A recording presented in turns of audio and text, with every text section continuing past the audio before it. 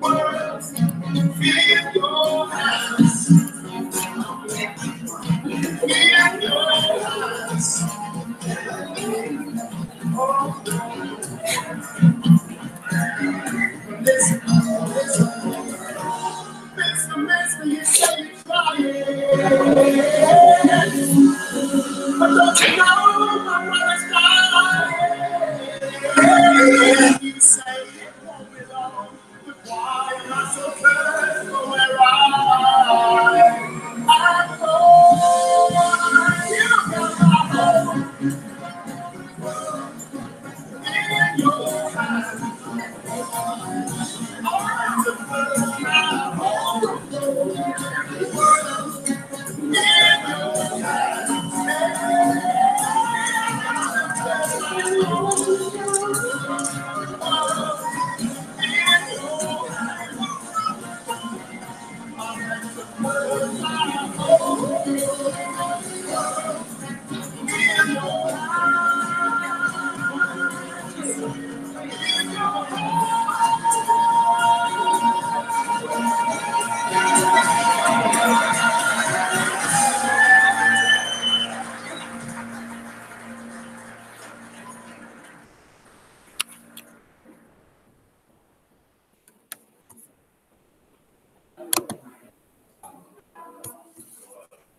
All right, let's see if we can get it back. Come on. Yay, it worked. Welcome, everyone. It's really, really nice to see both new and old familiar faces. Welcome to the second Codeathon.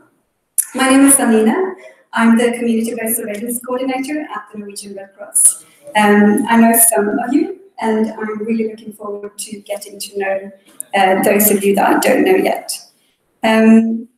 We're really excited, my colleagues and I, to host you here at DOGA for this Codeathon. And I'm standing here with Carolina, one of our core team members and champions from Microsoft. You want to introduce yourself as well? Okay. So, yeah. Hi, everyone. My name is Caroline. I work at Microsoft as a cloud solution architect, and I am part of the core team of this project. So I'll tell you a bit about that later on.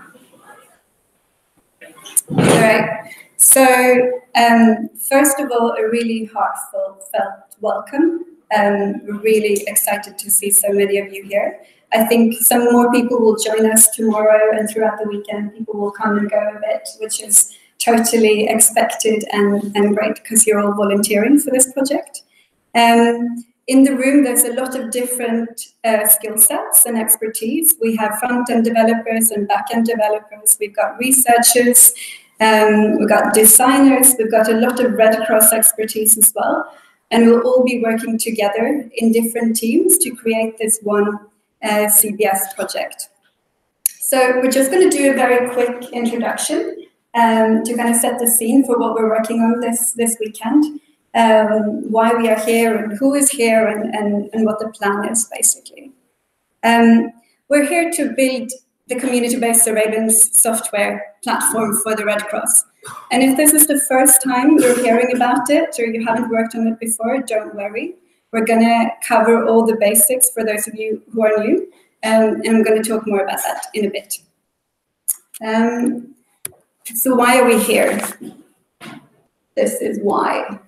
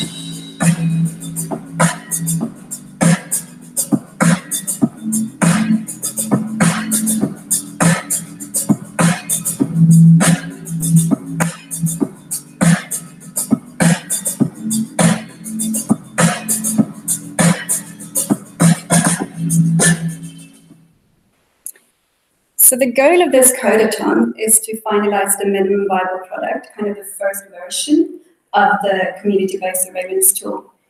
Some of you will be working on the different domains, coding and developing.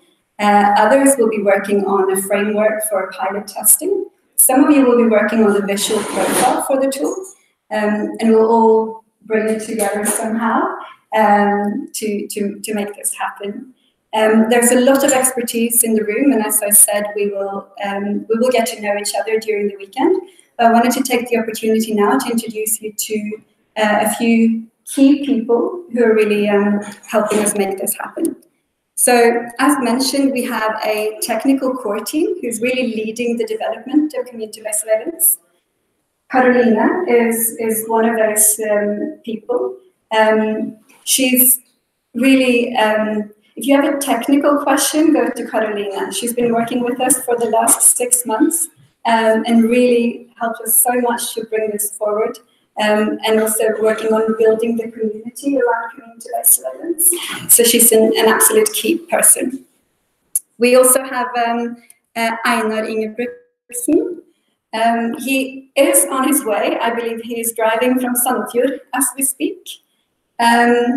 He is kind of the brains behind the architecture and domain-driven design of community-based surveillance. And I think it's fair to say that it's down to him that we're actually doing the CBS as a open source development. So he is coming today. At the last meetup, he said he would only be here physically on Saturday. Yeah, he changed his mind. He wanted to join us. So he's bringing his son and joining us today, hopefully in not too long, so you'll meet him. We also have in the core team, the technical core team, Alexander Hulset. Alexander Hulset is the lead UX designer in the core team. Normally he works for Telenor as a developer and UX designer. Unfortunately, he got the flu right before the Codeathon, so he's not joining us today. Maybe if he feels better, he'll join us tomorrow or later in the weekend. But I think he might be watching this as we're trying to stream it online. I'm hoping it works. In addition to the technical core team, we have some Red Cross experts and with some technical expertise as well. So Samson Gejibu, has Samson arrived?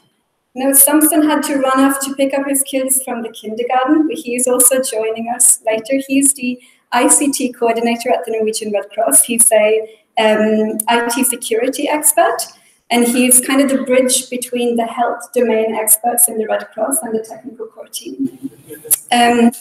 We also have Roxanne. Roxanne, can you give us a wave? Roxanne is an epidemiologist. She works for the International Federation of the Red Cross in Geneva. She is, together with me, the business owner of community-based surveillance. So Roxanne and I make kind of the final decisions together with the core team on the technology and the priorities to bring this forward. In addition to that, there is really a ton of experts here today. We have more people from the Red Cross. Tonje Tingberg. Tonje Tingberg works for the Norwegian Red Cross. She's the project manager for CBS and the public health and emergency coordinator. Tina Sarikowski is here. She will join us this weekend. John Crowley is here from the Federation as well. Very happy to have him. Ole is back there. Ole is the innovation coordinator at the Red Cross. Odd is the logistician at the Norwegian Red Cross. And then we have Torstein and Dag somewhere, all hanging out with the cool kids in the background. Also working with us in the Red Cross to bring CBS forward. You might notice that we're all wearing white t-shirts. That's because you can ask us for help. So we're trying to be visible to you and available. If you have technical questions, please go to the core team, hereby represented by Karina. If you have any Red Cross questions, please come and talk to us. Anything about context. We're really developing this together, and we need to have a tool that works in the contexts that we are working in. We'll keep talking about this as we go through. Right, the plan. So we got 48 hours. We're starting now this Friday, and we'll finish by 3 p.m. on Sunday. It's going to be intense. It's a marathon and not a sprint, so don't wear yourself out in the beginning. A couple of very practical things. We will do our very best to feed you and keep you hydrated. There are meals coming. It's on the schedule. But there is also snacks and even field rations available if you get hungry. So please don't starve or really wear yourself out here. That's not the idea. Emergency exits. There's one right there if we need to evacuate the building. If you want to go outside for some fresh air or a cigarette, please use the main exit and the stairs. The toilets are right in here. You need a code. I believe the code is 1155, but the code is also on all the posters around here. Anything else? Ask the white t-shirts. You should think about something. Just going to go through the plan for today, and then for the rest of the weekend, please refer to the schedule and come and talk to us. I'm sure there will be changes along the way anyway. Right now we're doing a welcome and introductions. I hope we've all been registered and found a team at least to sit with right now. We have some guests who will provide some opening statements in a few minutes. And then after that, we will get to work. So if you've been with us for a while, you might already have a pretty clear idea of what you're doing. And then just get together with your team, figure out what you're doing, and get cracking. If you don't know what you're doing, if you feel like you don't know really what community-based surveillance is or how this is going to happen, we're going to do introductory sessions. It's going to be on the mezzanine upstairs, and there will be an introduction on what is community-based surveillance. There will be an introduction on what is the technology that we're using in community-based surveillance, and also an intro to how do we work with Git and GitHub. Please do join those sessions. I think it's quite useful. And feel free to leave if you go there and feel like, actually, I don't need to be here. I already know all of this. This is a very low threshold, do as you like kind of event. We'll keep working as we go. We'll serve dinner at 6:30. We'll do a kind of project check-in, see where the teams are, who the teams are, and how we're getting along around 9. And by 10 p.m., we'll wrapping up for tonight. Oh yeah, and this is the thing I was going to say. So for the first time, this Codeathon is hosting a remote edition. So there's lots of developers in Sandefjord who are actually gathering in Doolittle's offices as a remote edition Codeathon tomorrow and Sunday. And we'll team up with them and we'll try and get like a live stream so that we can keep connected. But basically, it should be really easy to contribute and collaborate to this project. And if you can't be physically in Oslo, then that's totally fine. You can work from wherever you are. And I think it's really great that Doolittle have opened their offices and decided to host like a side event, a remote edition of the Codeathon. So hi, Sandefjord, and thanks for joining. With that, I think I'll leave the floor to Karina. Okay, thanks. So, who is a bit overwhelmed right now? Come on, we all are. Everyone knows what they're doing, right? You got this under control? No. We need a duck joke. We need a duck joke. We do. We need a duck joke. Okay, I did it last time. I need to refresh my duck jokes. But what do you get if you cross a duck with firecrackers? Come on. Björn? No? Firecrackers. So, you are now digital volunteers. I'm going to talk to you a bit about what that means. And I want to try to sort of ease your mind to let you know that this is going to be all right. We are going to have fun, okay? So, a digital volunteer, what does that mean? Well, it basically means that you are contributing to a project just like you would in any other sort of IT project. But there will be slight differences. So for example, the technology might be different. You're working with technology that you haven't worked with before. The architecture might be different. The group of people that you're working with is definitely different. And the domain, I'm imagining most of you have not yet worked with. But the biggest difference and the most important difference is the fact that everyone who's in this room is taking time away from family, from friends, from work, to be part of something bigger than themselves, to save lives with code. And that motivation and that dedication is unique. So you're gonna see all that as we go throughout the weekend. So I already told you, relax. Now you probably get why I have a duck on my slide. That's my thing. I have rubber ducks here if you need some. Who has heard about rubber ducking? Okay, some of you have, about half. Okay, basically. Rubber ducking. Have you ever had a challenge that you have worked really hard to solve, but you're not able to fix it? It might be a bug that you're debugging. It might be some sort of architecture solution diagram that you're not able to figure out, right? What do? Well, you head over to a colleague, you start talking about that challenge with your colleague, and as you are explaining the problem, you sort of find the solution yourself, right? Your colleague didn't actually contribute at all. They just sat there listening. You did all the hard work, and that's what we call rubber ducking. Because developers have figured this out, so some of them keep a rubber duck next to their computer, and whenever they find themselves not being able to solve a challenge, they will talk to the rubber duck. Strange, right? Yeah. So I did bring rubber ducks just in case you need some. If you prefer talking to a person, that's the white shirts. So that's the point of the story. Ducks are awesome, but the white shirts are able to help you no matter what you need. Okay. You have been divided into teams. So you are currently sitting with a team.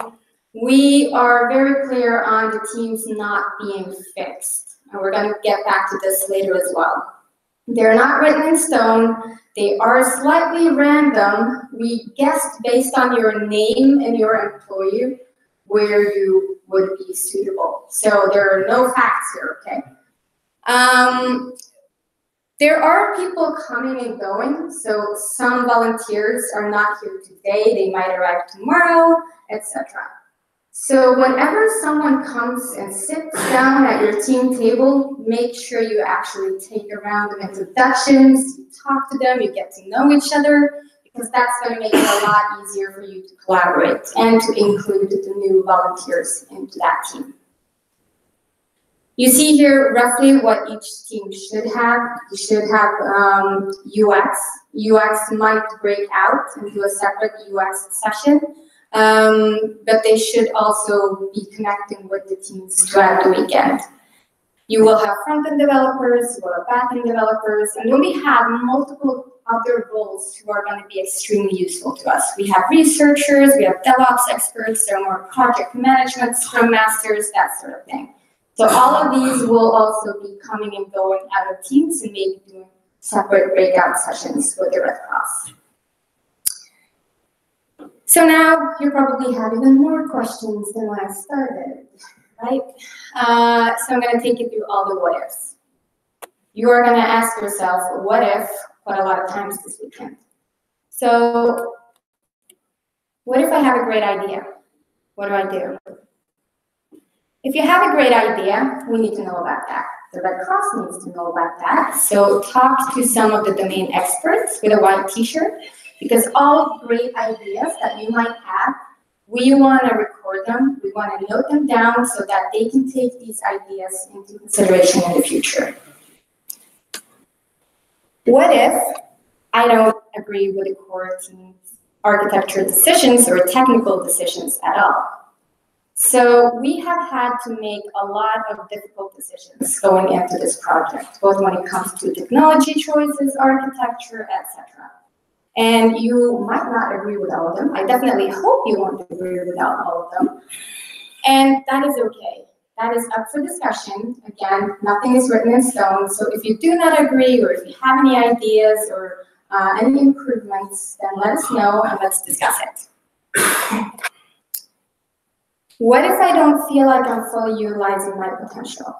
So if you have been put on a team, or if you've been put into an area that you might not, you'll work well there, but you feel like you have more to give, then let us know, and we will help you find a suitable task that will really, really use your potential.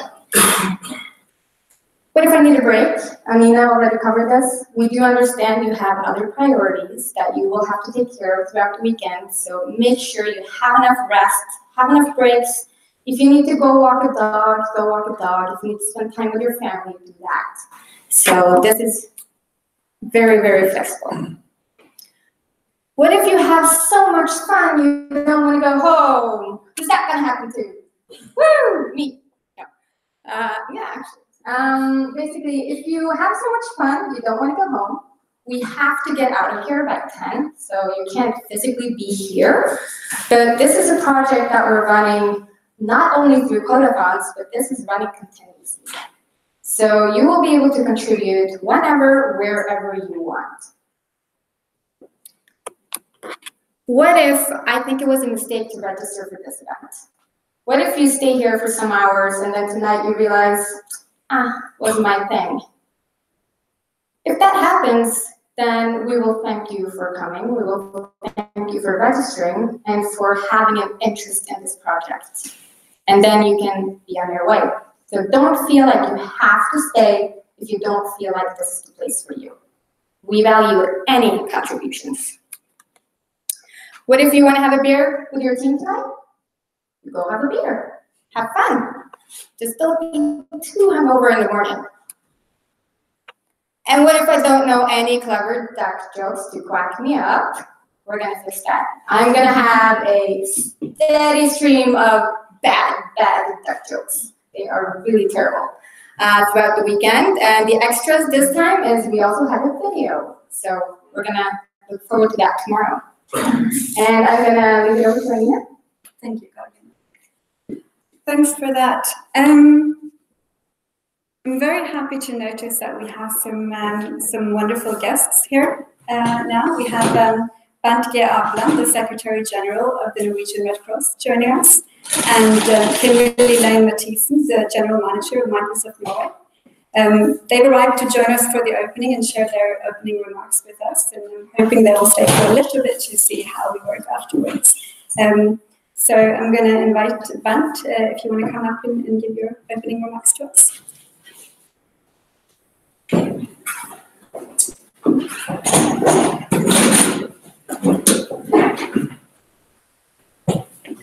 Thank you, Alina, and thank you, everybody. It's so good to see you here. I'm so thankful that you are here and that you are willing to donate your time and your minds on this project, on what we call the community-based surveillance. When I use this term in the International Red Cross, people look at me, what are you starting in intelligence service now? But when we explain what it is, they really have an eye-opener. This is an extremely powerful tool. if we, or rather when we succeed to do this. When we succeed, we will be able to stop epidemics and pandemics already before they really start to spread. And that will save an enormous amount of lives, but it will also save an enormous amount of suffering. And it will make communities around the world much less fragile than they would otherwise be. And this is the core mandate of the Red Cross Red Crescent movement. It is to prevent and alleviate human suffering. And the more we can prevent, the less we have to alleviate. And this is where this project comes in. And to me, there's a lot of powerful things about this project, but I think from my point of view, just a few aspects I would like to raise. One of them is how we, through this project, are able to create a meeting place between advanced technology and local voluntary presence on the ground. Technology and people. In a way that will, as we already have said, will save a lot of lives and reduce a lot of suffering. But maybe, in addition to that, one of the things that I really like about this project is that it will empower the people in their own contexts to take command over their own destiny and prevent disease spreading in their own communities. And if you look at the emergency community, the aid community as a whole, this is the way we need to go. We need to go from us helping someone to us contributing to people's possibility to help themselves. This project is a very good example of that. But we do not possess the competencies that we need to make this project a success. That's where you come in. Thank you again for donating your time and your expertise. And thank you to our partners, Microsoft Norway, together with ICT Norway and Innovation Norway. We have been long-time partners with Microsoft, and I'm very happy to say that we last week won a prize for exactly this project. It was awarded. We were awarded the Innovation Prize by the Sponsorship and Event Association here in Norway, which we are both very proud of, I think, and you should be proud of. And I'm pretty sure that that was only the first prize. There are going to be more down the line. And with that, I would like to introduce our partner, Kimberly from Microsoft, and give the floor to you. And thank you so much again.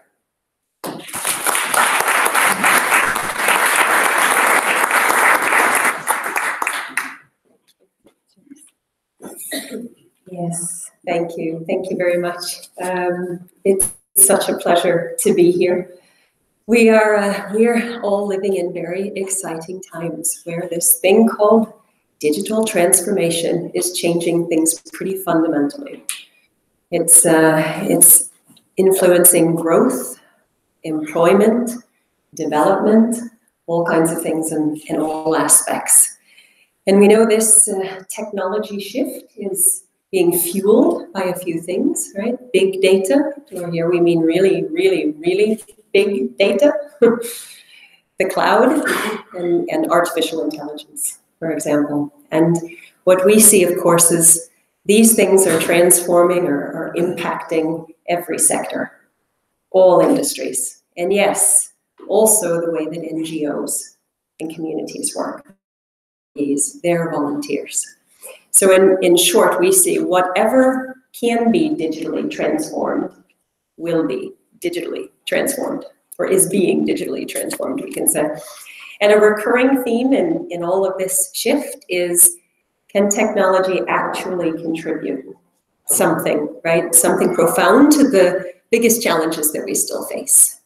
Can technology start to close that divide between us, for example, in Norway, who have incredibly privileged circumstances that we get to live in, and those that live in situations which are having a lot less privileges? Can technology close that divide? I believe very strongly the answer is yes. But of course, as the leader of Microsoft Norway, would you expect me to say anything else? But what I can tell you as the leader of Microsoft Norway is I get to sit now for 1.5 years that I've been in this company every day, and I get to see what organizations across Norway and also across the globe are really doing with the technology. And I am a real believer. And at Microsoft, our mission is to empower every person and every organization on the planet to achieve more. That's big, right? That's a really big mission statement. And it's also a really, really big job, of course, if one takes it really seriously. So I'd like to just tell you a little bit about how we're actually trying to do that. In 2016, Microsoft, together with our CEO, Satya Nadella, created an organization within Microsoft to look after our CSR investments into our Cloud for Good initiatives, as we've called them. And so he committed us to $1 billion in technology that we would give to NGOs and to research institutions over these 3 years. $1 billion. That's not just for a few, but that is intended to impact the work through 70,000 NGOs and research communities, 70,000 across the globe, to help them digitally scale their impact and really make this a cloud for the global good. And we've also encouraged every one of our 120,000 employees to spend 3 days doing just that. 3 days in whatever their passion is, wherever they want to apply it, but yes, to create a cloud for the global good. And so our partnership with the Red Cross, Microsoft and in Norway, and the Red Cross in Norway started a partnership over 3 years ago, in fact. And up until recently, the way we partnered was for us to give financial support to the Red Cross in order to work on digital inclusion. And we've done some really great things. But last year, we were able to take the partnership to a whole nother level. And we begun to be able to work in a totally different level with our people getting engaged together with the Red Cross and with being able to invite all of you in, right? And extend the way we were working and change it fundamentally. I think this, what you are creating, what we're all creating, is such an amazing story. I think it's incredibly inspiring that you all and that technology exists, that we can actually bring people together in a room, right? All of us with all of our skills from the different walks of life, with our competence, with our hearts and minds, with our passion, and that we can build things like this community-based surveillance platform. I think it's truly incredible what we can do. So this digital transformation has many aspects to it then, doesn't it? And we're right in the middle of it, in fact, in a Codeathon like this. We're right in the middle of what I think of as the digital transformation of volunteerism itself. It's such an incredibly inspiring and powerful thing that we're doing in a totally different way, and also extending the hearts and minds and impact of every single one of those 17 million people that are out in the world wanting to do good too. I mean, this is the future, right, of volunteerism. That's how you scale and impact, and I think it's tremendous. So your coding, rett og slett, saves lives, yes, and Microsoft is so proud to be a part of this. Hopefully soon we're going to have a minimum viable product, yes, that we'll be able to launch in not too long.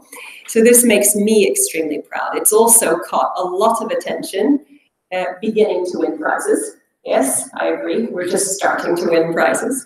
It's also caught such a lot of attention in Microsoft. So this is just an example that people are just so inspired by, right up to the CEO, Satya Nadella, who in fact sends his greetings to you all and his encouragement for the weekend from Seattle today. So I want to say thank you to the Red Cross for really letting us take this partnership, working together to take it to a whole other level. I want to thank Carolina and Einar two Microsoft folks who have incredible skills and heart and passion and have been with this right from the beginning, responded right from the beginning that this was something we just had to do. I also want to thank Anina and Tonya, project leaders, who, nothing here would have been possible without your heart and passion. And most of all, I want to thank every single person in this room for showing up. You have such, we all have such a busy set of things to do, right? Beside your studies and beside your jobs and beside all the other things competing for your time and attention, you choose to come here and you choose to make an impact for this world. So I also just want to add my thanks. I think you are so inspiring. Thank you for that choice that you made to make a difference. And I wish you a really, really productive weekend and a fun one too. Thank you.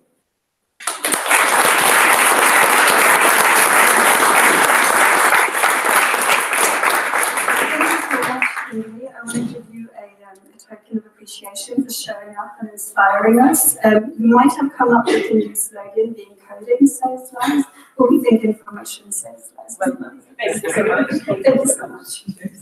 And to you as well, Dan, a t-shirt for you. Thank you. We hope that you will wear it proudly and continue to promote our project. Thank you for being here today.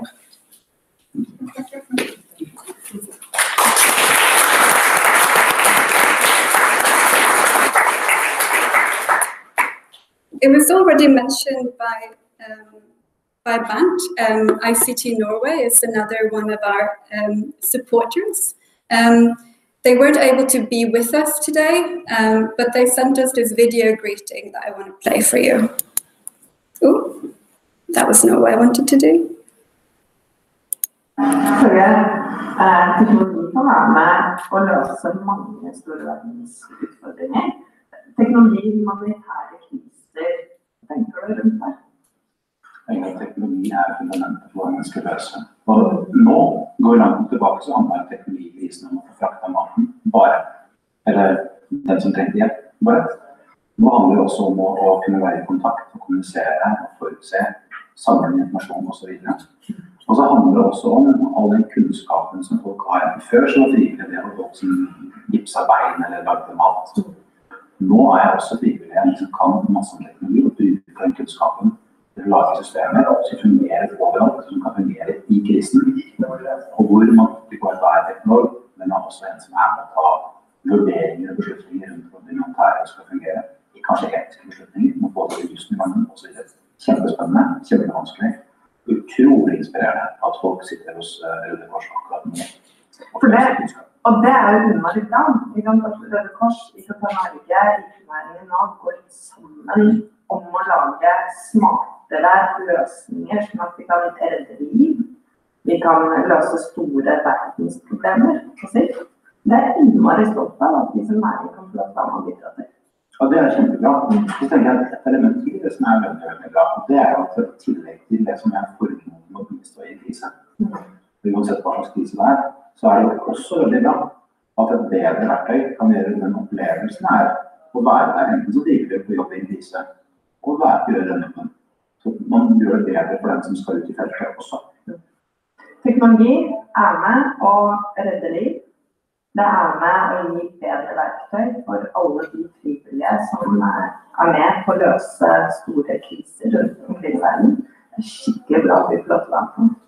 Ja, og så er det ikke minst veldig, veldig kult og veldig bra at det sitter der folk og bruker fritiden sin, helgen sin, sitter i et bygg i Oslo sentrum og bruker sin liv, sin kompetanse sammen for å være på å gjøre ting bedre for andre mennesker. Mens vi aldri kommer til å få se, men som de liker å gjøre. De heier på. Heia de. Heia. Go you. It's already been said we couldn't have done this without you, without our partners. Thank you so much. I can't wait to get started personally. So I think we're just going to jump into it. If you know what you're doing, if you just want to get coding, stay in the room, gather up your team, get to know the people. The white t-shirts are here to support. If you're new, this is the time where you're going to follow Ola at the back there.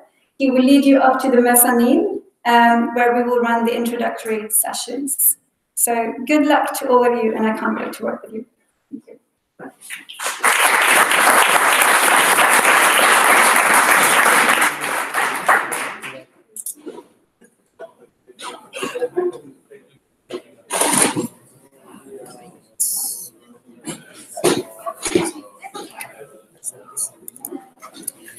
Jeg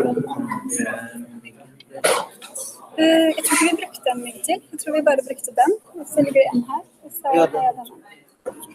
Ja, det var den. Ja.